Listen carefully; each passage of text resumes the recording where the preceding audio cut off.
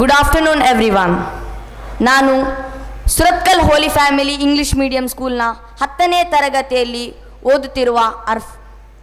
ಇವತ್ತು ನಮ್ಮ ದೇಶದಲ್ಲಿ ನಡೆಯುತ್ತಿರುವ ವಿಷಯ ಎಲ್ಲರಿಗೂ ಗೊತ್ತಿರುವಂತೆ ಜಂತರ್ ಮಂತರ್ನಲ್ಲಿ ನಡೆಯುತ್ತಿರುವ ಪ್ರೊಟೆಸ್ಟ್, ಹಂಗರ್ ಸ್ಟ್ರೈಕ್ ನೀವು ಎಲ್ಲರಿಗೆ ಗೊತ್ತುಂಟು.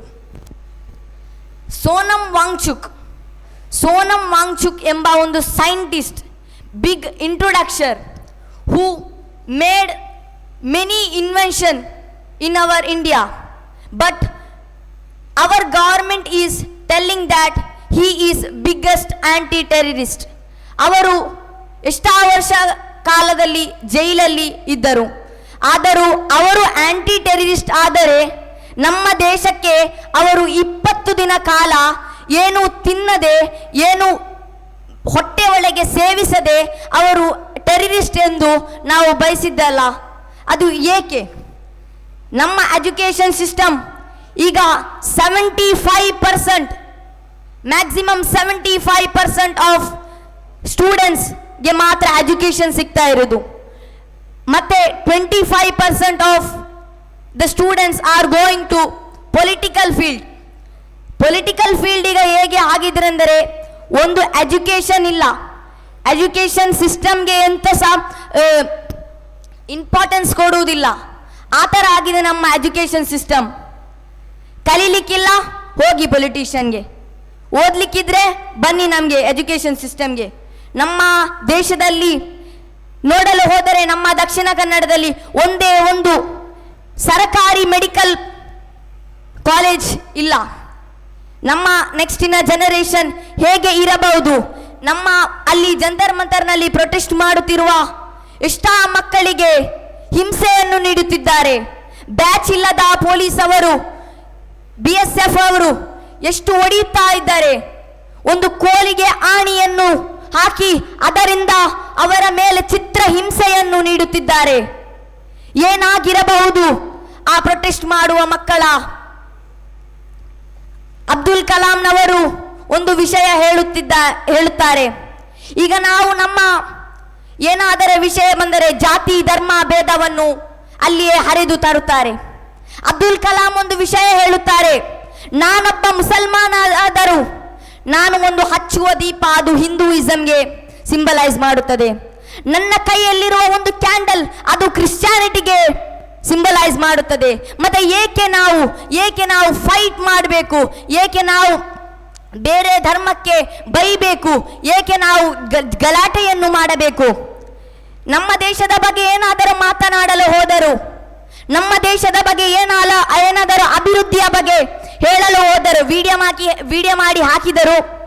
ಇನ್ನೊಂದು ದಿನ ಅದೇ ಎಂತ ವಿಡಿಯೋ ಮಾಡಿದ್ದಾರೆ, ಅದರ ಮೇಲೆ ಅವರ ಶವ. ಅದಕ್ಕೆ ಒಂದು ಎಕ್ಸಾಂಪಲ್, UP ಉತ್ತರ ಪ್ರದೇಶದಲ್ಲಿ ಒಬ್ಬ 30 ವರ್ಷದ ಒಂದು ಬಾಲಕ, 2 ತಿಂಗಳು ಮೊದಲಾದ ಇದೊಂದು ಕತೆ. ಭರತ್ ತಿವಾರಿ ಎಂಬ ಒಂದು 30 ವರ್ಷದ ಬಾಲಕ ಅವನ ಊರಿನ ಸಮಸ್ಯೆಯನ್ನು ವಿಡಿಯೋ ಮಾಡಿ ಹಾಕಿದ. ವಿಡಿಯೋ ಮಾಡಿ ಹಾಕಿದ ಆ ವಿಡಿಯೋವನ್ನು ನೋಡಿ ಆ ಏರಿಯಾದ ಗವರ್ಮೆಂಟ್ ಅವರಿಗೆ ಇದು ಇಷ್ಟವಾಗಲಿಲ್ಲ. ಆ ವಿಡಿಯೋ ಅವನು ಮಾಡಿದ ಅದು ತಪ್ಪು ಎಂದು ಅವರು ಬಯಸಿದರು. ಅವನಿಗೆ, ಭರತ್ ತಿವಾರಿಗೆ ಗೊತ್ತಿತ್ತು, ಇವರು ನನ್ನನ್ನು ಬಿಡುವುದಿಲ್ಲ, ಏಕೆ ಅಂದರೆ ನಾನು ಇವರ ಪೋಲನ್ನು ತೆಗೆದೆ ಅಂತ. ಅದಕ್ಕಾಗಿ ಅವನೊಂದು ಗನ್ನಿತ್ತು, ಅವನ ಕೈಯಲ್ಲಿ ಒಂದು ಗನ್ನಿತ್ತು. ಅವನ ಪ್ರೊಟೆಕ್ಷನ್ಗಾಗಿ ಮಾತ್ರ ಇಟ್ಟಿದ್ದ. ಆದರೆ ಈ ಪೊಲೀಸ್ ಅವರು ಮತ್ತೆ ಗವರ್ಮೆಂಟ್ ಒಂದು ಪತ್ರೆಯನ್ನು ಮಾಡಿ ಅವನನ್ನು ಮೆಂಟಲ್ ಎಂದು ಘೋಷಿಸಿ, ದೇಶದ ಅಭಿವೃದ್ಧಿಗೆ ಮಾತನಾಡುವವನನ್ನು ಮೆಂಟಲ್ ಎಂದು ಘೋಷಿಸಿ ಅವನ ಪಿಸ್ತೂಲನ್ನು ತೆಗೆದು ಅಲ್ಲಿಯೇ ಅವನನ್ನು ಎನ್ಕೌಂಟರ್ ಮಾಡಿದರು. ಇನ್ನೊಂದು ವಿಷಯ ಏನೆಂದರೆ, ಒಂದು ರಿಪೋರ್ಟರ್, ಮಧ್ಯಪ್ರದೇಶಿನ ಒಂದು ರಿಪೋರ್ಟರ್, ಅವನ ಕೆಲಸ ಏನೆಂದರೆ ಅವನಿಗೆ ರಿಪೋರ್ಟಿಂಗ್ ಮಾಡುದು. ಯಾಕೆಂದರೆ ಅವನು ಒಂದು ನ್ಯೂಸ್ ಚಾನೆಲ್ ಅಲ್ಲಿ ಇರುವವನು. ಅವನು ಒಂದು ಪಾಂಡ್, ಅದರಲ್ಲಿ ಗಲೀಜಿರುವ, ಅದರ ಒಂದು ಸಮಸ್ಯೆಯನ್ನು ಹೇಳಿದ. ಮರುದಿವಸ ರಾತ್ರಿ ಅವನನ್ನು ಸ್ವಲ್ಪ ಮಂದಿಯರು ಅವನನ್ನು ಹಿಡಿದು ಅವನನ್ನು ಕೊಂದು ಅದೇ ನೀರಿಗೆ ಬಿಸಾಕಿ ಹೋದರು. ಅವನ ತಂಗಿ ಹೇಳುತ್ತಾಳೆ, ಏನೆಂದರೆ ನನ್ನ ಅನ್ನ ಯಾರಿಗೂ ಅನ್ಯಾಯ ಮಾಡಿದವನು ಅಲ್ಲ, ಅವನು ಎಲ್ಲರಿಗೆ ನ್ಯಾಯ ಕೊಟ್ಟವನು. ಆದರೆ ಇವರು ನನ್ನ ಅಣ್ಣನನ್ನು ಕೊಂದು ಹಾಕಿದರು.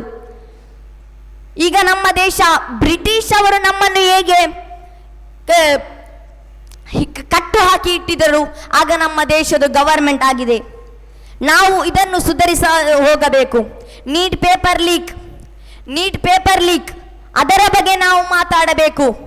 ದೇಶದಲ್ಲಿ 14 ಮಕ್ಕಳು 2026 ನೀಟ್ ಪೇಪರ್ ಲೀಕ್ ಅದರಲ್ಲಿ 14 ಮಕ್ಕಳು ಸುಸೈಡ್ ಅಟೆಂಪ್ಟ್ ಮಾಡಿದರು, ಸುಸೈಡ್ ಮಾಡಿ ಸತ್ತು ಹೋದರು. ಅವರ ಜೀವಕ್ಕೆ ನಾವು ಏನು ಮೌಲ್ಯ ಕೊಡಲು ಸಾಧ್ಯವಿಲ್ಲ. ಜೀವಕ್ಕೆ ಏನು ಮೌಲ್ಯ ಕೊಡಲು ಈ ನಮ್ಮ ದೇಶದಲ್ಲಿ ಏನು ನಮ್ಮ ಇಡೀ ಯೂನಿವರ್ಸಿಗೆ ನಮ್ಮ ಈ ಒಂದು ಜೀವಕ್ಕೆ ಮೌಲ್ಯ ಕೊಡುವ ಒಂದು ವಸ್ತು ಬರಲಿಲ್ಲ. ಇದನ್ನು ಹೇಳಿ ನನ್ನ ಒಂದು ಪುಟ್ಟ ಭಾಷಣೆಯನ್ನು ನಾನು ನಿಲ್ಲಿಸನೆ. ಜೈ ಹಿಂದ್, ಜೈ ಭಾರತ್. ಧನ್ಯವಾದಗಳು. ಓಕೆ, ಬಹಳ ಸ್ಫೂರ್ತಿದಾಯಕವಾಗಿ 3 ವಿದ್ಯಾರ್ಥಿಗಳು ತಮ್ಮ ಅನಿಸಿಕೆಗಳನ್ನು